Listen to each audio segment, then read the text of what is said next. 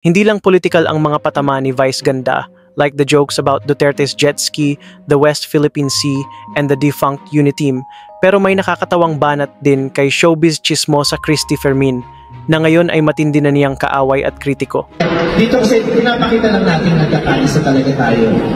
At pero dapat kasi hindi na kayo pumunta. Bakit? Pumunta kayo, tingnan mo. Nalaman tuloy nilang magkakabati tayong tatlo. Malulungkot na naman si Christy. Masisira yung narrative ni Christy kung magkakaaway tayo. Huwag kang maglala. May magtatagpo sa atin. Sino?